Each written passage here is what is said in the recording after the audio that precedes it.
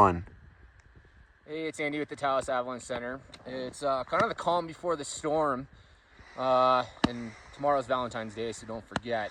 But we're kind of in between super strong winds that we've had over the last week, as well as a significant storm coming tonight into Saturday morning.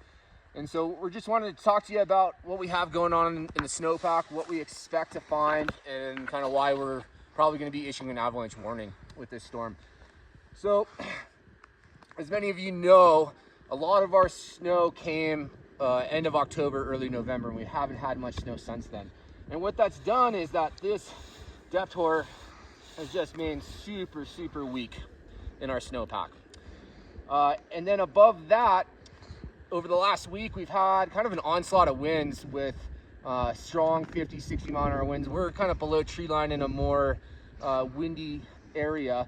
We have somewhat of a cohesive slab on top. Higher up you go, and even in more windier spots, we're finding a harder slab, getting some isolated collapsing and looms on this depth hoar layer. And then on our solar aspects, easterly, westerly, or south back to bare ground right now, we're finding melt freeze and sun crust on them. On this north, believe it or not, we actually have a little bit of R&R right here.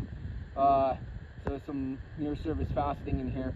But when we pick up potentially 2 feet of snow, what we're going to be doing is potentially having new snow form on top of these weak near surface facet layers, crusts, or hard slabs. And we could see very likely, especially with the strong winds we're expecting, 2 to 3 foot crowns on this.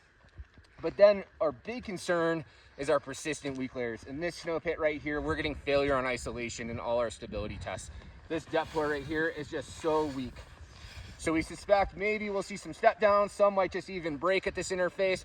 The big key here is that we're gonna have, depending on how thick and how hard those slabs are, they might be able to hold more weight. But we are expecting to see a significant amount of water. First time since early November, probably over 1.5 inches of water, plus 50, 60 mile an hour winds. So we might be able to see avalanches break wider and bigger across slopes, especially on north and east aspects, really above and near tree line.